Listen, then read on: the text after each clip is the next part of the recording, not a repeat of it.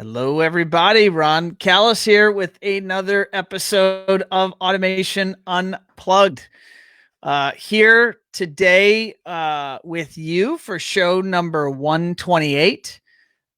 Today is Wednesday, July 8th, just a little bit after 12:30 p.m. Eastern Time. And I am going to go ahead and jump on Facebook just to see if the Facebook gods are cooperating. Let's see here. So far, I actually do not see it, so stand by. And there we are. I think we are live. Show 128. Okay, happening now. It's kind of showing up on my Facebook feed a little bit different today, which is a bit curious. But we'll run with it. If you're out there watching and listening, maybe drop into the comments. Let me know you're there. And let me know if this is coming through loud and clear. You never know with some of the changes that Facebook is often making with their software and their algorithm. You never quite know what to expect, but it looks like it is okay. So here in One Firefly land, lots going on. We are a couple of days after the holiday. Actually, I see Lauren. She's a member of Team One Firefly. She's actually out there in LA. She says, I'm here. Hey, Lauren. Thanks for that comment. And we're a little bit after the July 4th holiday. So I hope all of you had a nice, relaxing weekend. I know here in Florida, it was officially 1,000,000 degrees outside. So it was pretty hot and unbearable, and all the beaches were closed. So there was no going to the beach. I guess if you had a pool, I do not have my pool yet. So it was a matter of staying indoors. In One Firefly land, we do have a pretty cool event happening this week. So if you are watching live or listening live, or you watch it this week, you could participate. But we do have a webinar happening here at One Firefly tomorrow. That'd be Thursday, July 9th. And it's going to be around midday.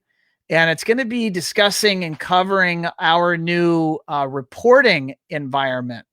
So for all of our clients that are doing content marketing, or we built their website, so there's Google Analytics, or we're doing SEO work, or maybe you're using our Review Champ services or our Lead Concierge services, or kind of the plethora of different offerings that we have. What you know historically is that we had discrete methods of reporting and providing feedback on all of those solutions. And we've been working very diligently over the last year on a solution that would actually bring all of that into one hub. And in fact, that one hub not only would be the output would not only be emailed to our customers, but also allow for them to log in and view that content at your whim and when it's convenient for you. So we're going to be unveiling that tomorrow. So definitely check out the One Firefly website. And specifically, we have a section under Learn for webinars. And I understand, although it's being promoted throughout social platforms and through email, we'll be adding that module to our website, I want to say within the hour. So you'll be able to see that. And if you want to register, you could also, of course, check out our various social feeds, and you'll also see us talking about that reporting. We're calling it Reporting 2.0.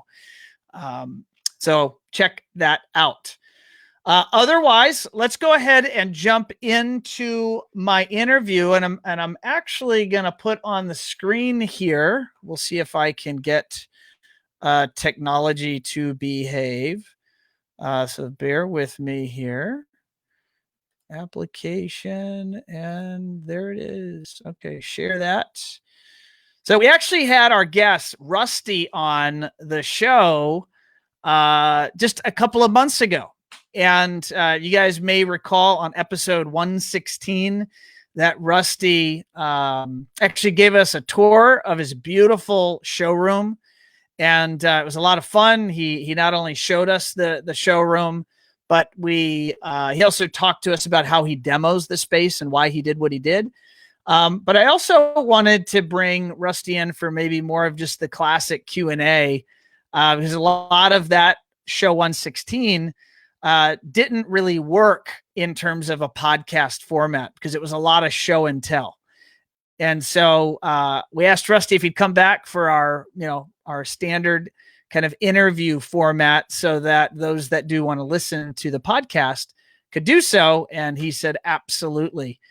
We also get to talk to him a couple of months after we first talked to him. So we get to see how he's doing and maybe how things are different in his market. So on that note, let's go ahead and bring in Rusty and let's see how he's doing. So let me click the software. There you are, Rusty. How are you, sir? I'm doing great, Ron. Thanks for having us again. Yeah, man. Thanks for playing ball. I know that my team and are the folks that watch the show really loved touring your facility there. But when we tried to listen to that show as audio only, it didn't really translate because so much of what you were doing. Yeah. Everyone wants to see it. They should go on our Facebook page or on our webpage and they should click the video because they can see the tour. Oh, cool. But so that content stays out there. It's still up there for consumption. But a lot of our audience also listens to our show now. We produce this. We extract the audio from every interview and we also put it out as a podcast. And show 116 didn't really translate to a podcast. So I was hoping to get you back on here and kind of just chat with you. Yeah, no, I really enjoy that. And I think I like giving back and giving ideas and coming up with why things are working for us. How are we successful? And I like to share that stuff with you. And yeah, if you ever get down here, it'd be really cool to host a One Firefly marketing, wine and cheese night here and just have the best of your West Coast, hosted over here. It'd be great. I really don't see a conflict with integrators.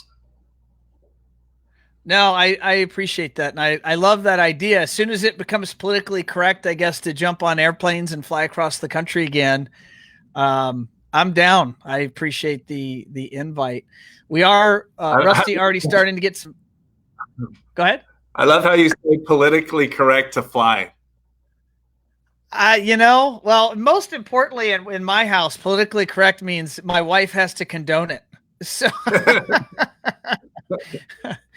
it would certainly need to be out of necessity. I am getting a few comments here that I'm coming through a little pixelated. I appreciate that comment, Shay. Thanks for watching that. So we'll see if the internet gods cooperate and if our feed stays clean throughout, but all we can do is our best, Rusty. So that's what we're going to do.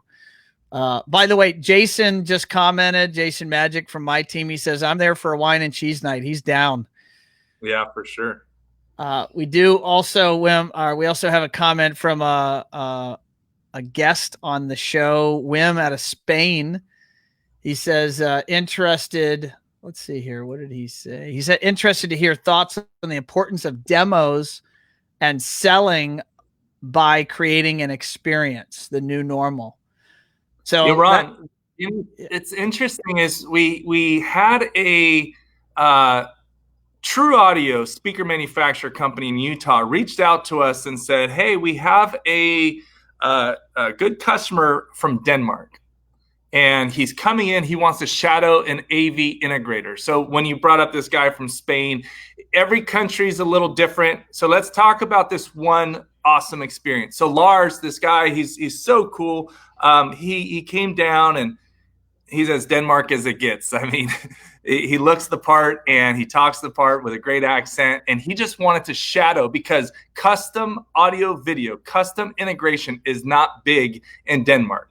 And he's like, how do you do it? Why do you do it? And he literally came out here for a week just to learn more about audio video. And he brought his wife. So he goes, I'm spending the whole day with you.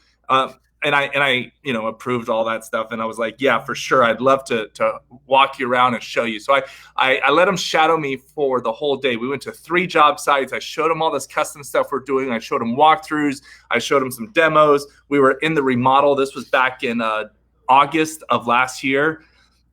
And this guy was quiet, but he was fascinated. And he was just, wow, you're doing this much in custom integration. I don't know how you do it. Like, nobody buys that in Denmark. And then at the end of the day, when I'm putting up our lighting and our stuff at our shop, I go, well, what do you do? You're shadowing us, trying to get better at custom audio video in Denmark. He goes, well, we're really good in lighting. Lighting's really big for us. And I looked at his work, and it blew me away. Linear lighting, they are so far advanced. And I was like, can I come and visit you in Denmark and shadow you? And he's like, absolutely. So I think it's important to see, people in Spain are doing it different than US and different in Denmark, and we can all learn from each other. So he loves shadowing me, and I can't wait to shadow him. So his lighting is awesome. Yeah, Wim manages a dealer base. So Wim and his team represent manufacturers in Europe, and he has about 300 dealers that he actively curates as his customers. And he actually just commented back. He says, that's a great idea to shadow each other. Absolutely. I think there's a program that could almost be invented. Like, it would need maybe some structure, but just the principle of, thought leaders or practitioners from different markets, some sort of environment where people could put their name in the hat that they'd want to go to different markets. I mean, just imagine how much real learning, hands-on learning and experiential learning could happen if that was a regular thing. Yeah, there's a speech this guy gives on positive stuff, and he just says, if you can't give your talent, you can't give what you're good at, you can't receive the fruits of life. And this was just one example of me being unselfish and saying, yes, I love to host. And there's a lot of times I've done it to where people call me and say, hey, we'd like to do an article on you. And as many marketing calls I get that I don't want to do it, I entertain a lot of people. I host a lot of stuff saying, yes, I'll look into it and I'll give it a try. And I've been burned a few times, but there's been so many great opportunities to where great things came of me giving. Example of that guy from Denmark. I can't wait to go. I'll hopefully be able to bring my wife as well and really learn from him and then come back and do it. So if anybody's listening out there that wants to see a showroom experience, to come hang out, that, doesn't look at it as a competitive thing, it's more of a learning experience, I'm willing to do that. And I would throw my name in the hat too, to give what I can give. Oh, I love that. And you just got an open invite to Europe here. I'll put it on the screen. Wim says, all welcome to Spain, France, Italy, and Portugal at Genesis Home. I believe he has showrooms in all those countries. And so I'd say, guys, make the most of it here. We're an industry and we're a network. Yeah. And absolutely. So let's leverage each other's experience. Let's bring everyone up to speed. First of all, for some may be listening and or watching that don't know you, Rusty. So can you give us maybe a quick background on you and your business? And then I want to transition into, we talked in May. How have things been the last 60 days? But just if you could tell that backstory first, that'd be great. Yeah, I'm Rusty Deeble. I'm out of Long Beach, California in the United States. And I started the company at 20 years old when I was going to Long Beach State. It's a 4-year college that took me 5 years. I didn't really enjoy school, but I enjoyed the social aspect. And I had to join a lot of associations, such as a business fraternity. So I joined Delta Sigma Pi at Long Beach State, and I joined ISSA, which is an Information Systems Student Association. So it was very business, and it was very computer savvy. I used to build computers and do networking when it was BNCs back in the day before Ethernet cables. At the age of 14, 16, we talked about gaming. I was a big gamer back in the day. I'd have to bring my big flat CRT monitor. That was the cool one. To different LAN parties. So fast forward I started just sitting shotgun in someone's truck and learning DirecTV satellite. And when I was building computers and doing networks and managing printers and doing this stuff at a younger age, I didn't really feel appreciated, or I didn't feel rewarding. The funny thing is the DirecTV commercials of Todd, how he used to hug his customers, or customers hugged him because he brought them DirecTV entertainment.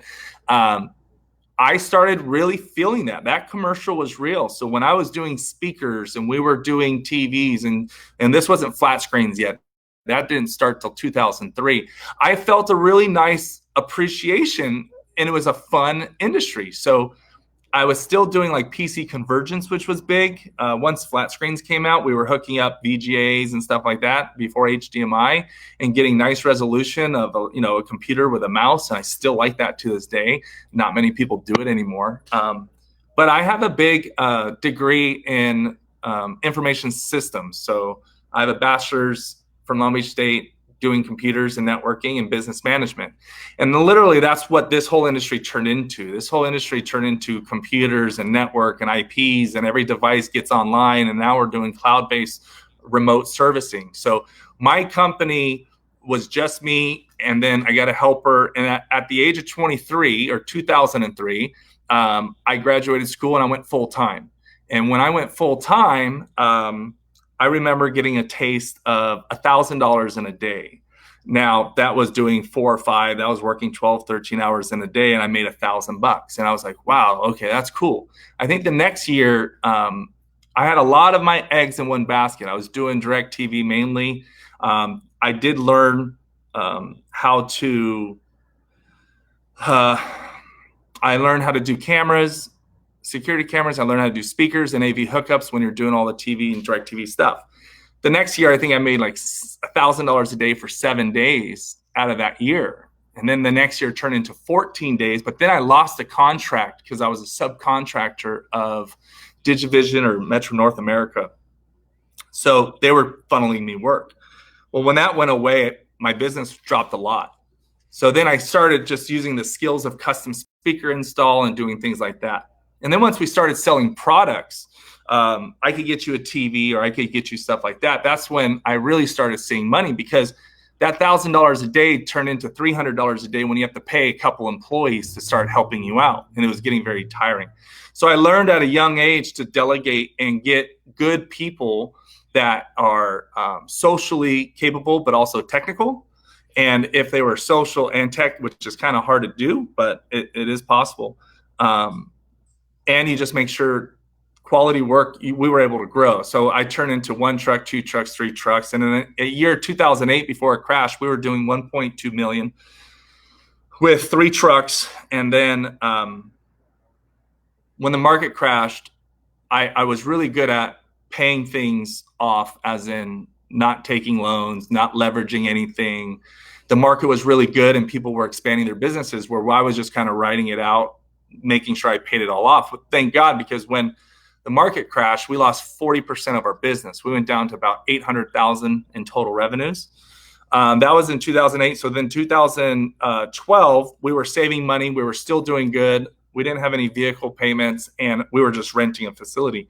So in 2012, we bought a building, and that is to this day our showroom. So after about 6 or 7 years, we did a big remodel thanks to the ProSource Dream showroom makeover. And that was where, we were increasing our business, and now we're doing 3.8 million with about 19 to 20 techs. Mainly because we take care of our employees. We have this structure to where you can grow in the company, and I think everybody just really enjoys working here, because I think we're all in it together. I look at them as coworkers, not I'm the owner and you are somebody else. We're all coworkers, and we're all out there to make customers happy. And when they're happy, it makes us happy. And we really like pushing the envelope to make it fun. So we like creative design. We like architecture. We like colors. My mom and my wife come with a design background, so I've grown up with that a lot. So I really like unique things like Leon. Leon makes some unique one-off deals. I just think that's so fascinating. I like the Samsung Frame Tvs on what you can do with it. They just came out with a portrait mode, so we're now doing movie posters in theater rooms. We just posted that. I didn't know that. Is that a new update on the Frame? Well, only the 32-inch does it.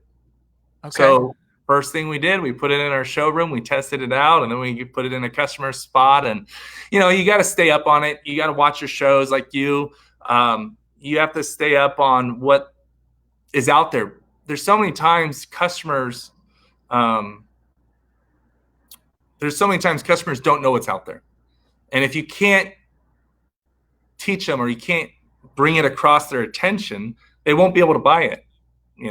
I mean, I have stories on that, but I don't know. You want me to stop on that real quick and ask some questions so I don't keep talking? Yeah, no, it's okay. So the showroom, when did you win the ProSource showroom remodel package? When was that? I want to say it was April of 2019.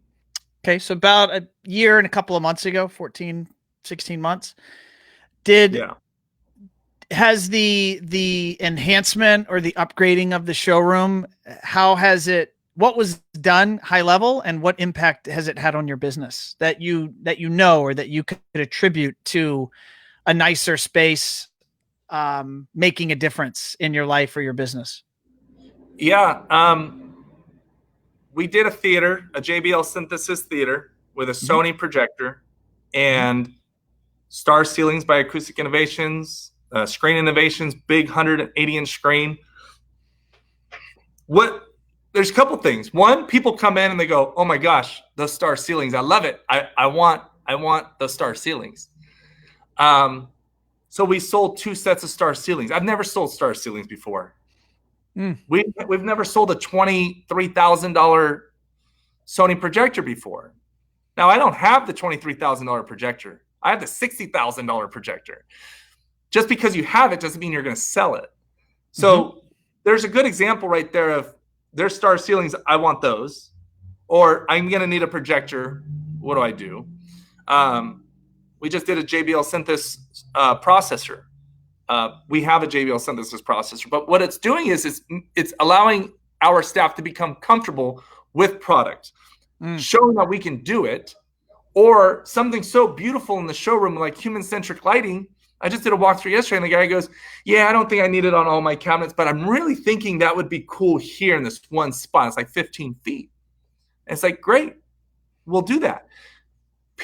Not many people have came to our showroom. It was always hard to get people to our showroom. So that turns into a whole nother subject as what we did with our showroom, hosting and creating this fun vibe here, hosting events and stuff. But did the pattern of hosting events change post remodel, or have you always been doing it with the same sort of gusto? And for those listening, you're running quite the impressive business development strategy, hosting events, so much so that you've even spun it off as a separate business.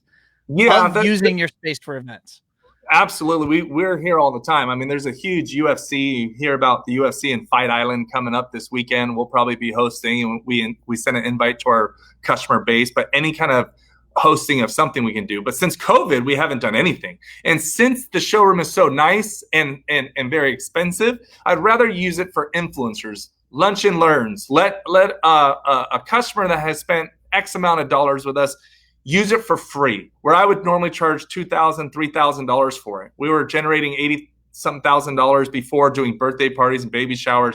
It was not this nice. We didn't have Bowers and Wilkins. We didn't have Eclipse showers. We didn't have a turntable you can flick a little needle and break it and cost us $800. I mean, we didn't have the level of what we have. I mean, custom leather chairs in the theater room, but we have given it back. So we are able to give back. So there's a lot of things on this, and I get so excited and passionate about stuff. Tell me. I'm sure the audience will love it.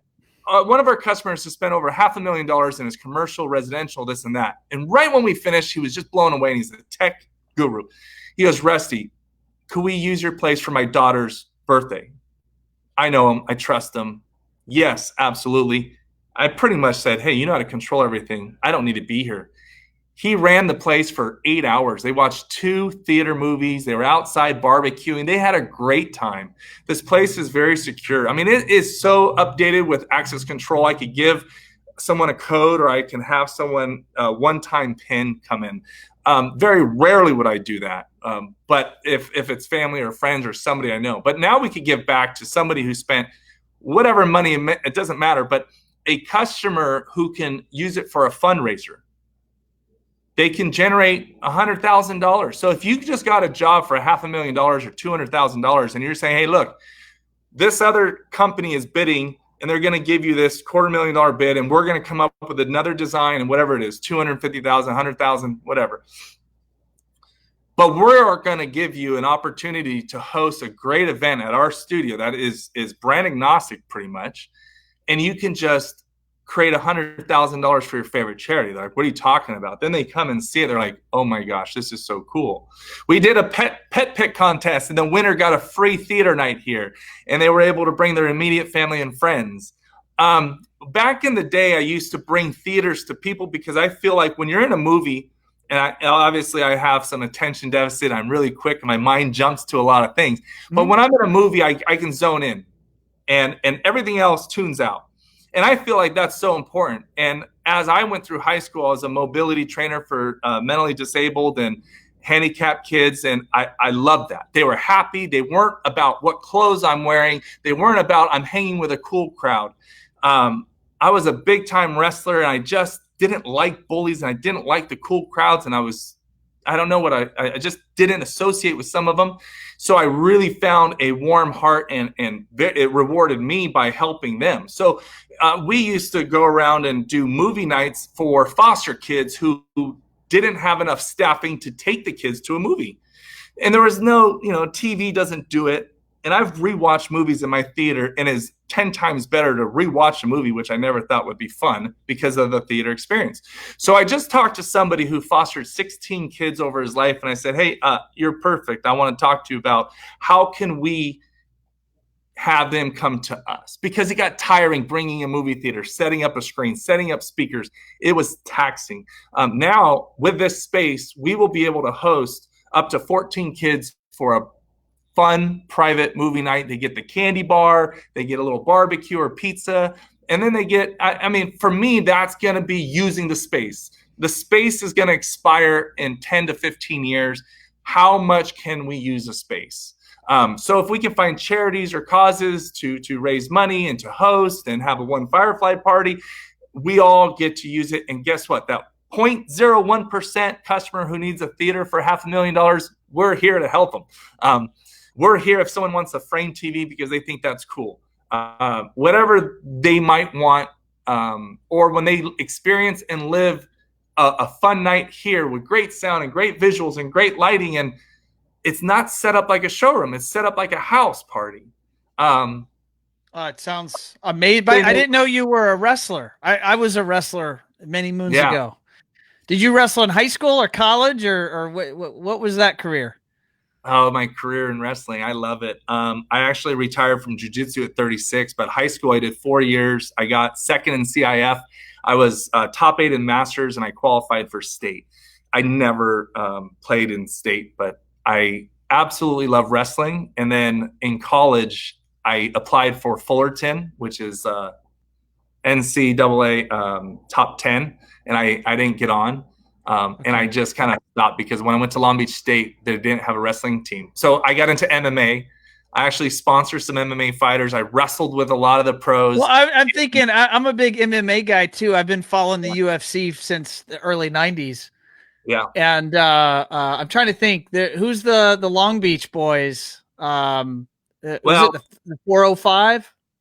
Well, I don't know much of the Long Beach. No, not the Long Beach boys, but in your area, there's a couple of big MMA fighters. Yeah, there's Huntington Beach Ultimate Training Center. You have Tiki Goshen. You have Razor Rob McCullough, which was WEC champ. I sponsored him, and we trained with him. And then, Dana White's good buddies with Tiki, and Tiki's a fighting manager for quite a few quite a few top, like Dillashaw and other people.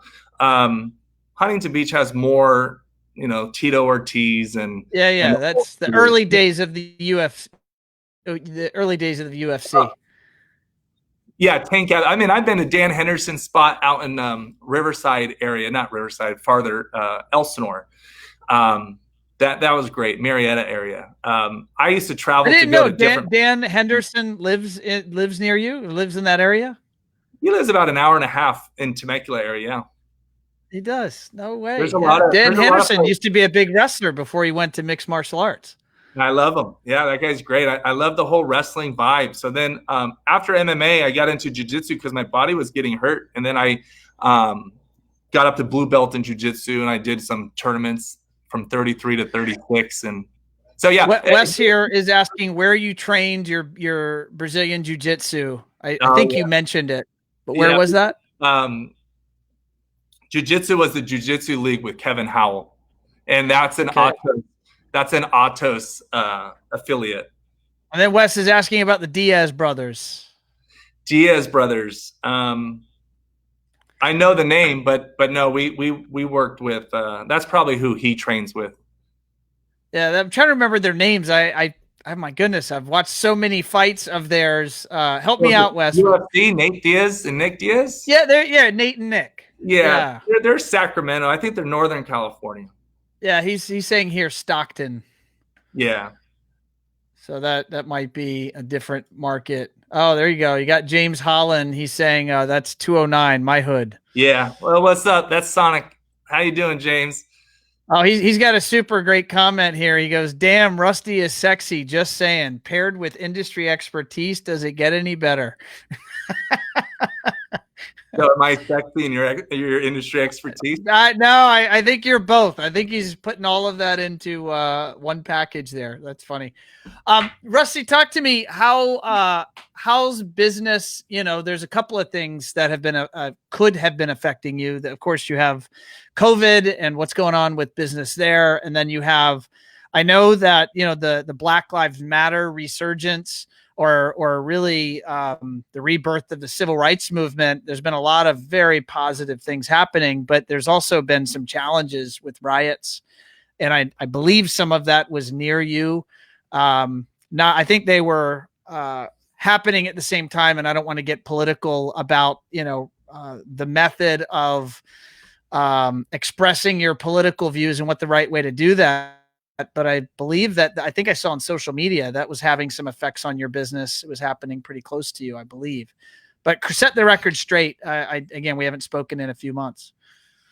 Yeah, the riots were yards away. We had someone staying here overnight, security, 24/7 for 3 nights.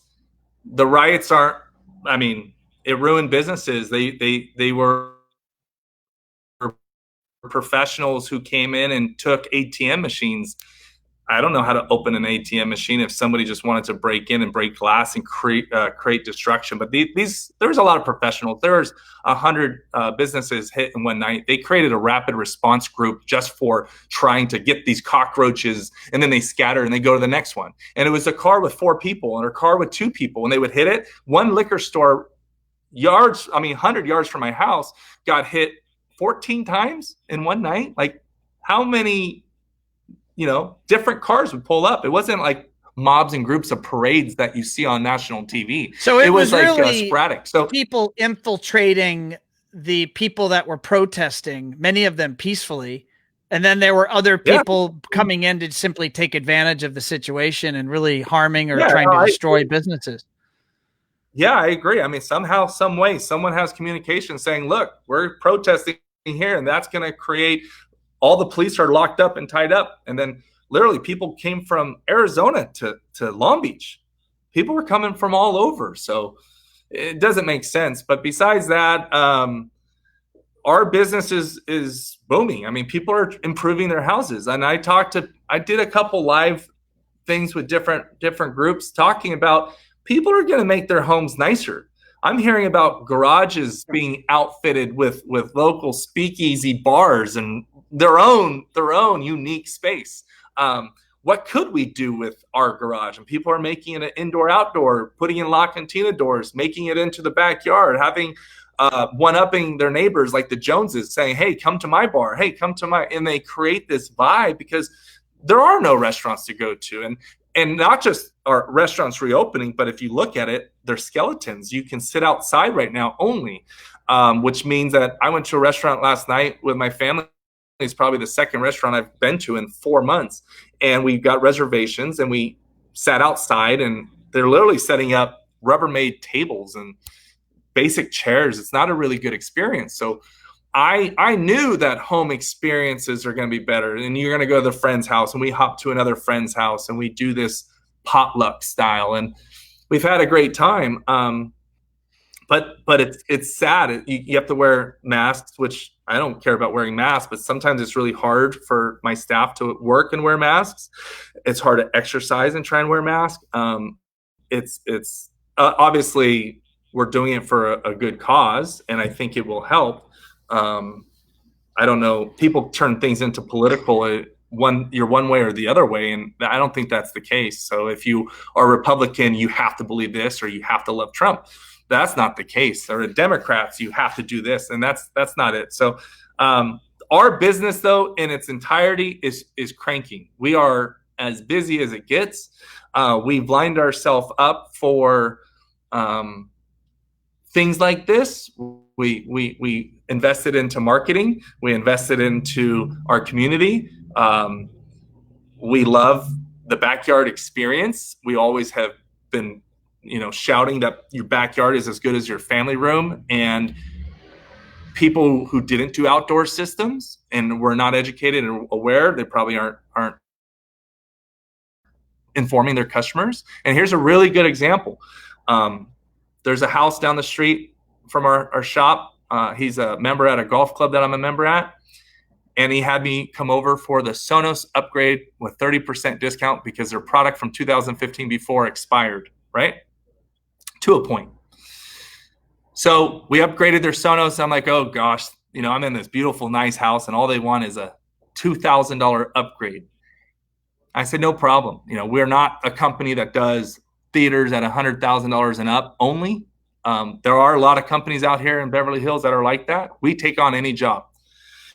Next thing you know is the customer and I are talking, having a little glass of wine, saying, man, your backyard is an award-winning backyard. He goes, yeah, I know. I spent $500,000 on it. I said, yeah, it's great. I love your backyard. It is absolutely my favorite space of a home. He goes, what do you think about it? What would you do if you would do anything different? I said, well, you don't have any wow. I said, there's no TV, there's no sound, there's no dining area, because in California, we have an indoor outdoor. You got to live and love it.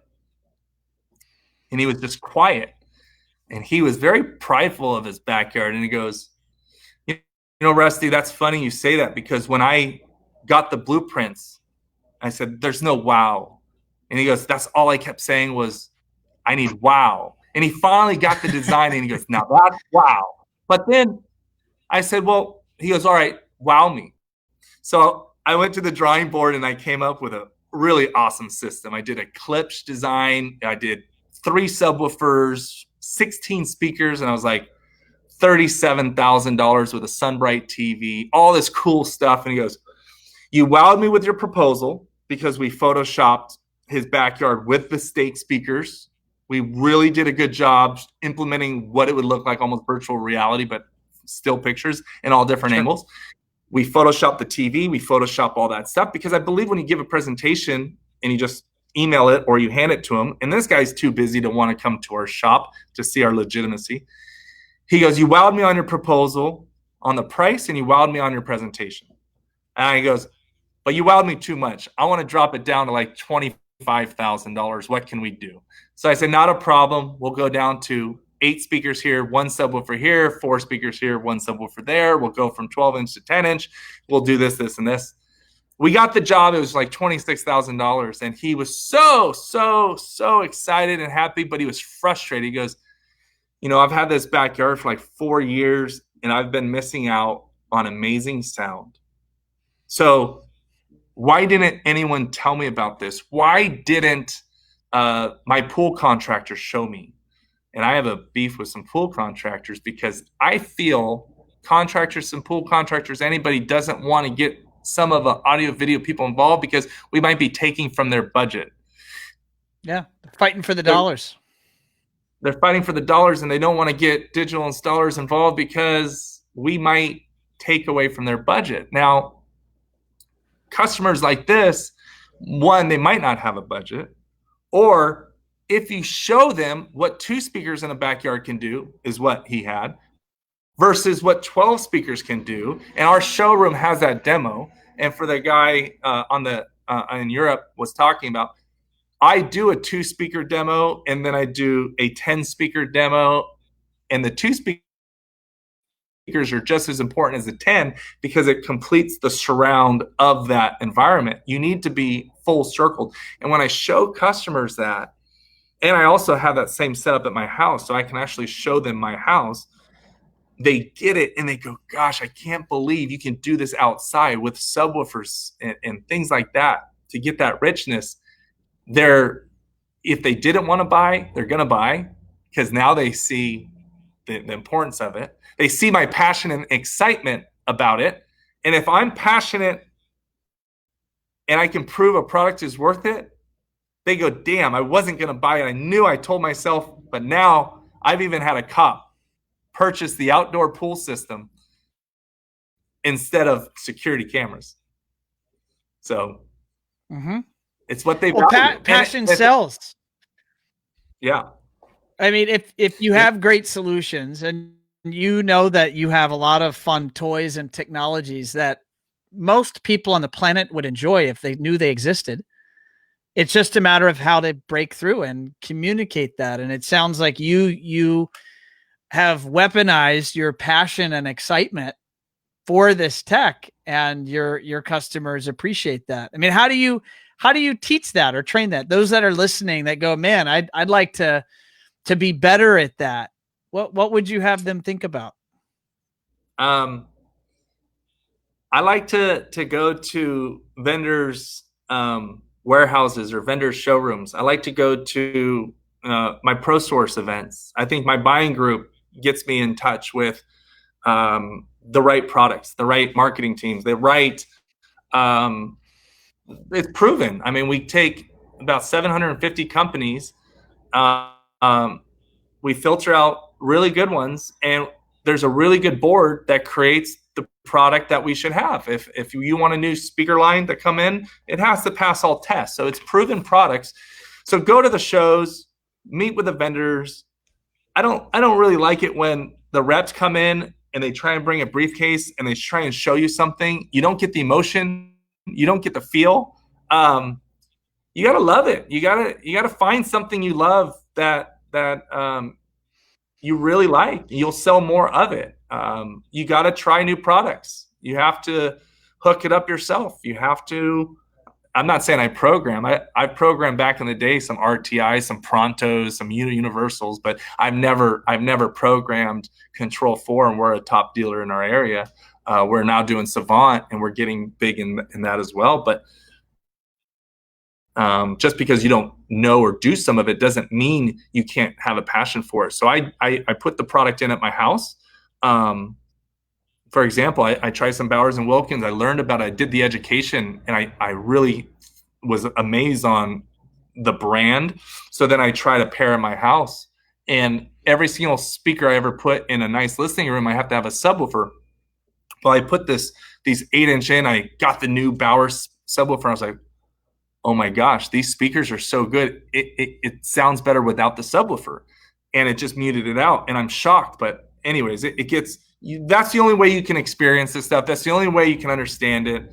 I'm the big bass guy, but I had to take that subwoofer out. So anyways, my main thing is just like being ingrained in your process. I have a passion of the way my vehicles look. Those stickers make me excited. When I first started the company, business cards and little flyers and hats with logos, that inspired me. Creating that buzz was just felt the accomplishment. So, making sure customers are happy is the biggest things. I hear integrators not wanting to go back and service.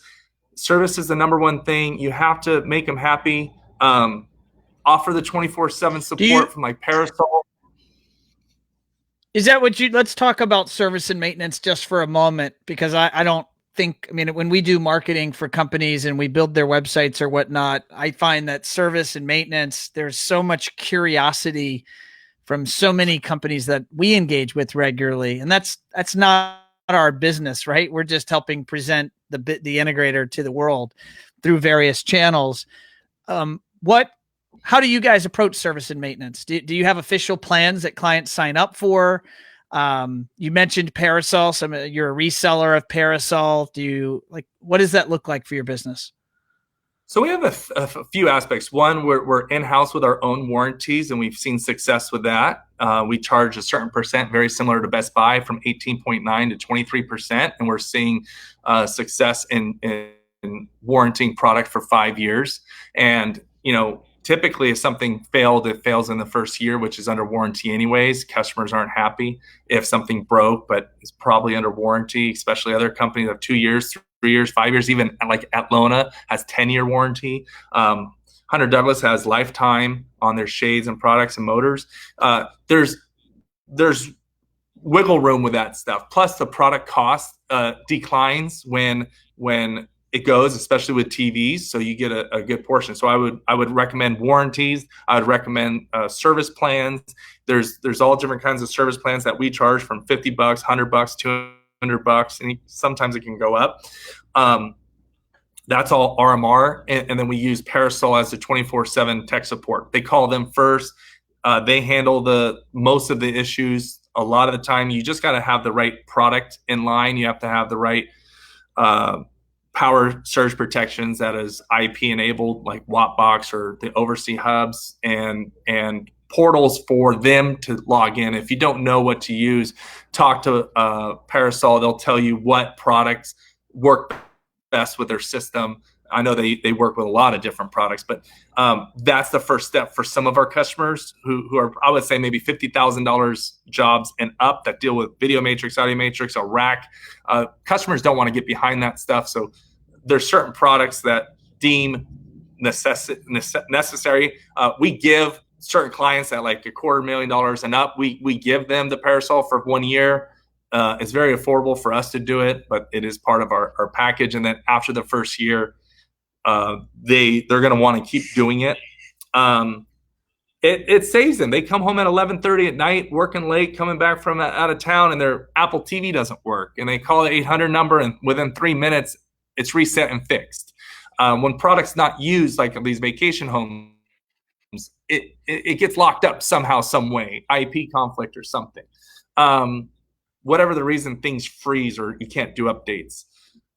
Most of this stuff is all remote in these days, and that's what I love the most. So besides that, from warranties to maintenance contracts to alarm, I don't know. Does that answer it? No, that's very helpful. And do you have that information on your website people can check out, or is that always just shared with customers on a case-by-case basis? No, we have it on our website. We actually, so for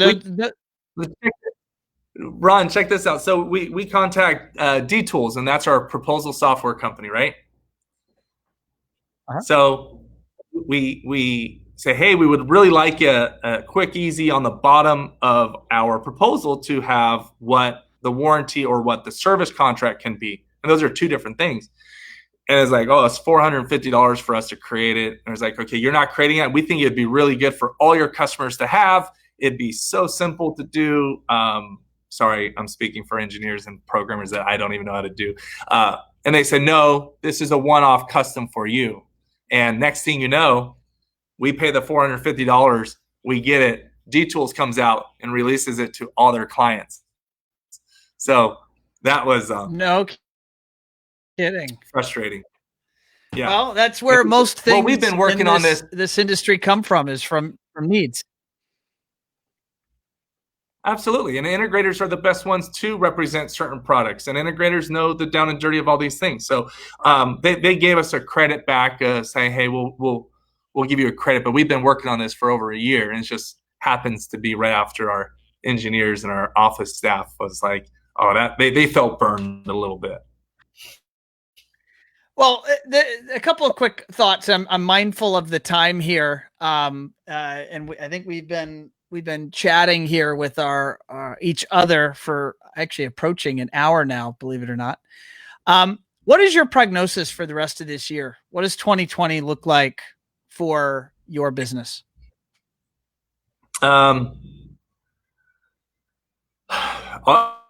Some of our staff is scheduling their little vacations or going on their family trips or doing something local in the United States because we really can't travel much. But we're busy. We're swamped. We've never been a few weeks out. We have great projects in the works. We have a lot of new construction jobs having us walk. We are experiencing some like flip projects that had $100,000 budget reduced to 40,000. We are seeing some investment companies reduce, but we're seeing some homeowners invest in their backyards and their custom garages or their remodels of whatnot. Or we're having people that were on the fence of finishing their theater in their house because it's the basement and this and that to actually want to finish it now because they could have used it that much more. And now they see the home values even increasing. We're seeing people do upgrades. However they get their money, but they're still in business, and my heart goes out to everybody who's not working and not doing this stuff. You know, and we were a luxury industry thinking like, oh, the luxury market when the stock market crashes, but we're almost in the luxury part where people don't need it, but they want it, and that takes you to the Zig Ziglar conversation of pots and pans and China. They can't afford the pots and pans, and the China is 10 times more. But then once you introduce to China, it's like, oh my gosh, I have to have it. And they find a way. Or when people start writing checks, they'll keep writing checks more because they want to get it to a certain point. I just think that our industry is stable. We're gonna keep growing. We're having growing pains right now. We're finishing a second showroom warehouse facility that specializes in something different, you know, mainly for training and another automation company. So we can have two completely separate things. But I think we're only going to be getting stronger and bigger, and the home industry is going to get better. And I think the commercial industry is going to be worse. And if anybody's listening that wants some really good advice, I think that if you can create a flawless home office design with acoustics, with acoustic paneling, with ergonomic tables and chairs, with the right full design, with good backdrops for marketing for companies, I think corporations will be able to hire your company to create a $50,000 room that is going to block out the noise from kids and everyone else, because corporations are going to be reducing. Google and everybody already announced they will not be going back because it is successful for these people to work. They're saving 4 hours of drive time out here in Southern California. Why have to drive 2 hours to LA and 2 hours back when you can successfully work at home? But how can you work at home? You're going to need better Wi-Fi. You're going to need acoustic panels. You're going to need better salamander huddle stations. You're going to need a really dialed in professional with a good backdrop and everything flawless. I'm missing lighting, human-centric lighting. You're going to have lighting that goes just for the cameras.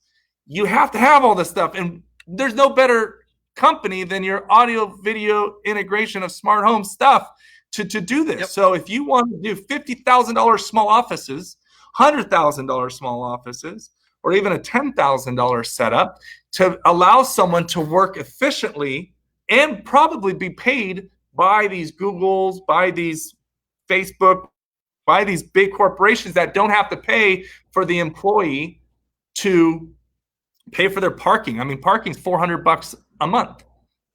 They don't have to pay for their parking. They don't have to pay for all the different expenses. I'm seeing people move out of state even, and they're buying a house with one extra room to create these home offices.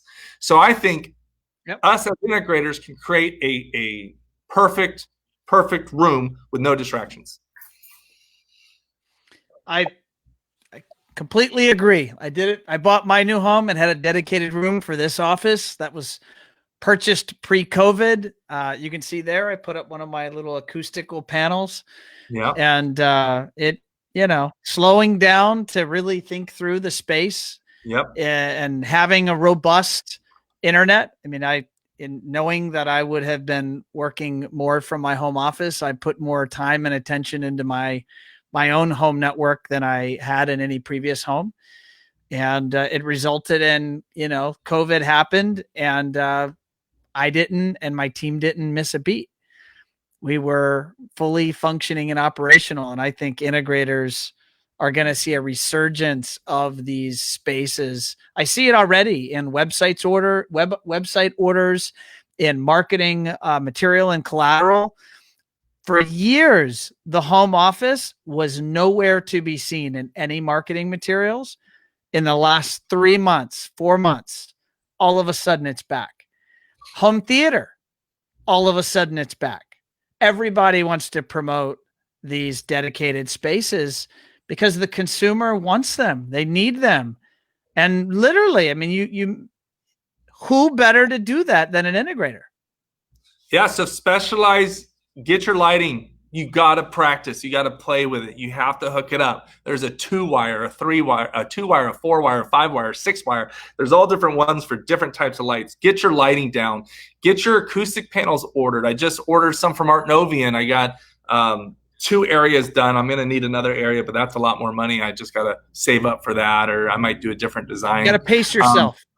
Yeah, you have to, but you have to delegate too. You can't just do it all on your own. You have to delegate. You got to get someone specialized in shades and maybe lighting, or you have to get someone else specialized in different stuff, and bring the right people in and say, look, all I want you to do is really know this really well and understand it. Or I've had people come into my company that don't know certain things, and I'm like, okay, what do you like? What have you liked for the last 4 years? I really like cameras. Okay, you are going to be our best camera person ever. Just I get you training on that.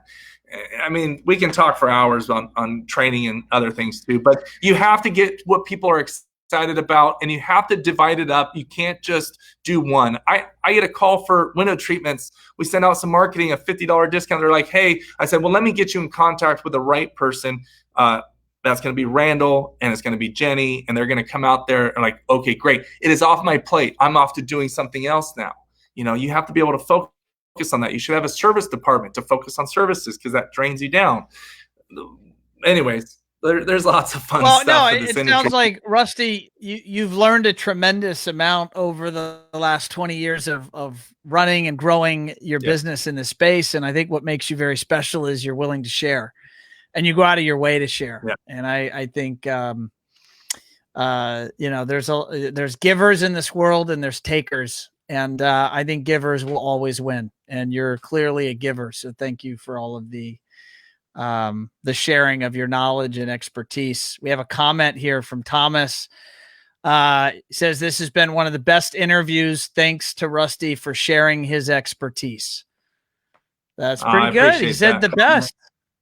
Thomas listens to some Automation Unplugged. So that he's comparing you to a lot of previous guests. So it's a pretty cool statement. And it makes me feel good. And yeah, give your gift, man. Just give your gift away, and you will get paid. You will work it out. Your value is your value. But if you feel good every day you wake up, sometimes it's hard, and trust me, I have tough times, but it makes me feel good to help others and or create. I don't like customers that drain you, and that's a whole nother story. But we make it right, get the job done, and move on to the next one, and fill your bucket where you can, right? Take your vacation and keep learning about cool product and enjoy it. I'm going to touch on that vacation topic here in 1 second, but I do see Michael says, in Rusty we trust. So I just had to... Michael's awesome. That guy's super knowledgeable, and he's fun too. And he always has good spirits. And every time we connect, he's just a joy to be around. Yeah. I was just on his show a few weeks ago, and he and his wife, they're special people. Vacation. It is curious. I just had a conversation with my wife end of last week. The fact is, business is good. We're busy. I've never been busier, in fact. And at the end of the day, though, all of the weight of COVID and the news, God forbid if you watch the news, and just the fact that so many people in all of our lives are suffering from anxiety and just the weight of the world right now. And so I just, the comment I want to share, and I'd love your 2 cents, is I totally agree that we all have to make space in our day to take breaks, and space that's greater than just a few minutes, days, to just step away and to get away from the business and spend time with our friends or family. And even if we can't go travel and jump on an airplane, or I guess you can, but maybe you don't want to do that while the virus is still out there. But just, taking time. So I was actually talking to my son and wife, and we're going to schedule here in the coming days a Star Wars day. So Ron's not working. I'll be in the house, but we're going to cram Star Wars all day and just, veg out and do that just to disconnect. What are you doing to stay sane? I've booked quite a few trips on airplanes, and I've had to cancel every single one. So I got to reuse the points and stuff like that later on. I have a boat partner, so me and my buddy share a boat every other week. So I get to go out and do that. I really like scuba diving and spearfishing. It actually feels like I'm in a tropical island somewhere going underwater. I have a golf course that I'm a member, but I hurt my elbow. So I haven't played in the last 4 or 5 weeks. So I've been able to golf a little bit earlier on during COVID. And then I've actually had to take a Friday off here and there. I mean, work is good enough to where, things are running smoothly. My staff is getting some days scheduled, in which they normally do around this time. I support the vacations. And then I also support the guys having a little slower morning. They come in, I'm normally on them, say, hey, we got to go. If they need that 20 minutes to get a coffee and get some snacks and get whatever, I've been more susceptible, because these guys are pouring it all out there, man. The COVID, the nightmare of everything that's going on in the world is frustrating. So I just am eased up a little bit until someone takes advantage. But all the team is in it for the right reason. But vacation besides the boat and golf, not much. I mean, we've been hanging out with friends. Like I said, we did 4th of July, 3rd of July, staying local. And I'm not sure of any vacations that will actually happen. I had my birthday in April. I'm now 40. And then we got bringing it in with the fire truck. Yeah, they always go by. And then we got my anniversary this weekend on the 11th, and then I got my wife's birthday, 40th, on the 31st, and we've can't really plan far away stuff. So to answer what you're doing with Star Wars, this Friday we're going to be having movie night with my parents and with my kids, and that's what Friday's going to be. Definitely movie night at the shop. And then Saturday we have UFC fights, and normally we would do it at the shop, but if we're not going to be able to get a big group here, I'm just going to probably watch it at home with my wife and, hang out. Love it. Rusty, thank you for spending time with me and our audience here. We had a pretty lively chat feed going here during the show. For those that are listening that want to see that chat feed, don't forget to check out our Facebook page and or our website, and you can see the show page. This is show 128. So if you're searching, or just search for Rusty's name, Rusty Deeble, and you'll find the show. Rusty, how can folks get in touch with you? Yeah, if anybody wants what products we're using or why we like certain things, they can reach me at Rusty at digitalinstallers.com. If you Google me, I'm sure you'll find enough stuff. I go by Rusty Deeble, and yeah, they could just reach out. Rusty at digitalinstallers.com is the easiest way. And if you want to call the office, they'll give you my number, and we can set something up. But anytime you guys are on the West Coast, you want to come over for a half day, literally barbecue, chit chat, I'm open for that. Awesome, Rusty. I think I put a crawler on the screen. Did I get it right? Yep, you got it right. Rusty at digitalinstallers.com. Well, Rusty, it was a pleasure having you on the show, sir. And I'm glad to hear that you are busy and active, and sounds like you've got other new ventures starting up as well. So you have your hands full. And I appreciate your willingness to share and do so much you do for those in your community and in the community of installers around the world. I appreciate you having me. Awesome. Thank you, Rusty. All right, gang. There you have it. The one and only Rusty Deeble, president of Digital Installers. And this has been show 128. Again, as a reminder, One Firefly, we're going to do a fun, very quick 30-minute webinar tomorrow. So be sure to check out those details on either our social feeds, Facebook, Instagram, or LinkedIn, and or just by going to our webpage.